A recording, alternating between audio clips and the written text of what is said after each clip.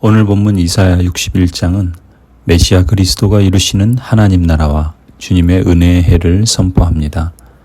1절에서 3절은 여호와께서 세우실 메시아 그리스도의 구원 사역을 말씀합니다. 1절, 주님께서 나에게 기름을 부으시니 주 하나님의 영이 나에게 임하셨다.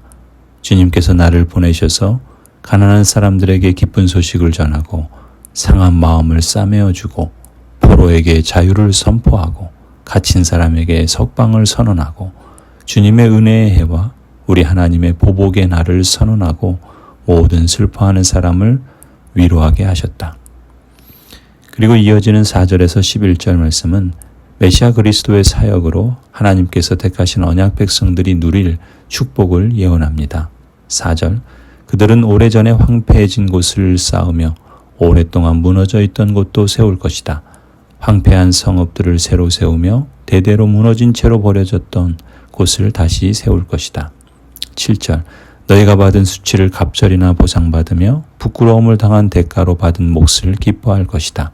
그러므로 너희가 땅에서 갑절의 상속을 받으며 영원한 기쁨을 차지할 것이다.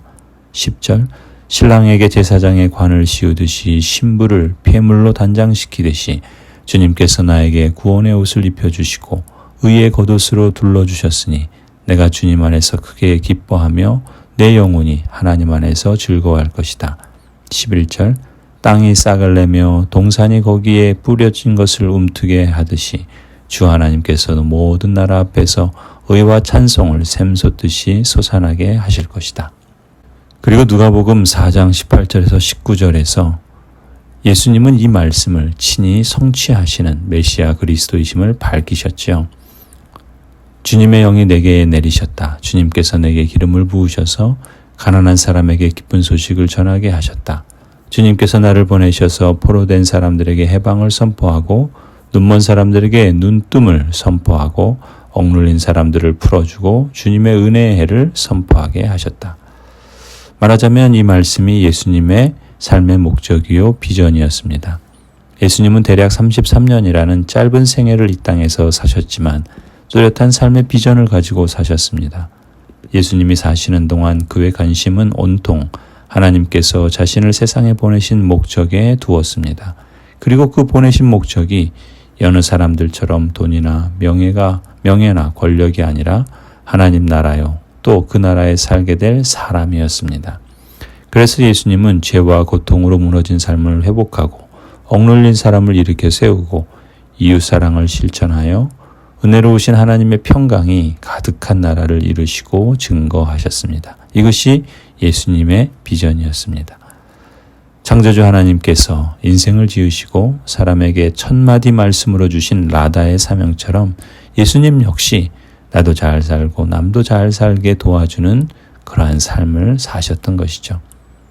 그래서 3절 말씀처럼 시온에서 슬퍼하는 사람들에게 제 대신에 화관을 씌워주시며 슬픔 대신에 기쁨의 기름을 발라주시며 괴로운 마음 대신에 찬송이 마음에 가득 차게 하셨다.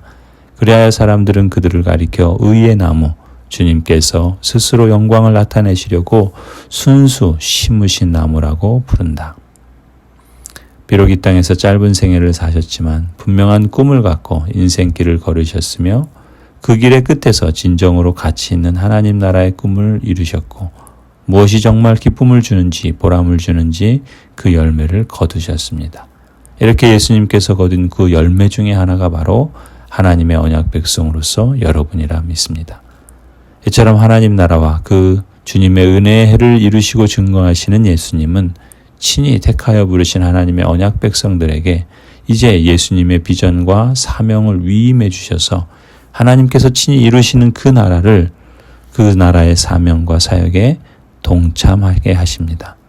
부활 승천하신 이후 다시 재림하실 때까지 하나님의 언약 백성들과 그 공동체인 교회는 바로 예수 그리스도의 그 메시아를 대신하여 성령 하나님의 인도와 능력을 힘입어서 예수님이 성취하신 제사장적 사명을 이루며 살아가도록 부름받은 것이죠.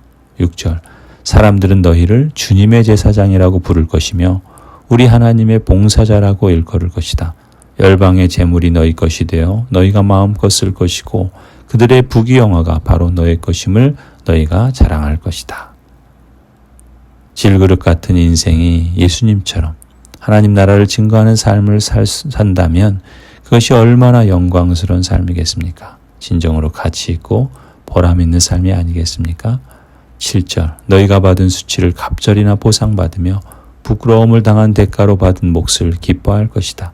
그러므로 너희가 땅에서 갑절의 상속을 받으며 영원한 기쁨을 차지할 것이다.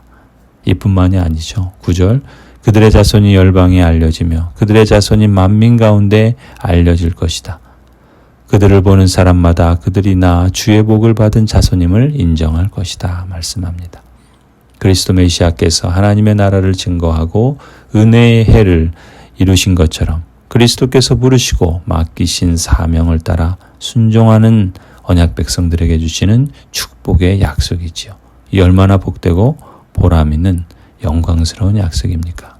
성도 여러분, 혹시 여러분의 일이 또 여러분의 가정이 여러분의 신앙생활이 뭔가 황폐하고 무너질 듯한 느낌이 드십니까?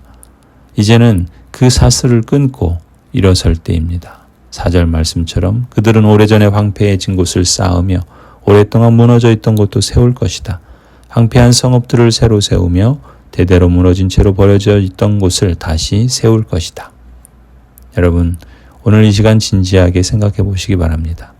이제 여러분의 남은 인생에서 또 고양제일교회의 역사에서 이전과는 다른 뭔가 가치 있고 보람 있는 새로운 방점을 찍어야 할 때라고 느껴지지 않으십니까? 우리를 사랑하시고 은혜로 영원한 위로와 선한 소망을 주시는 하나님, 우리 아버지와 우리 주 예수 그리스도께서 친히 여러분의 마음을 격려하시고 모든 선한 일과 말에 굳세게 해 주시기를 빕니다. 아멘.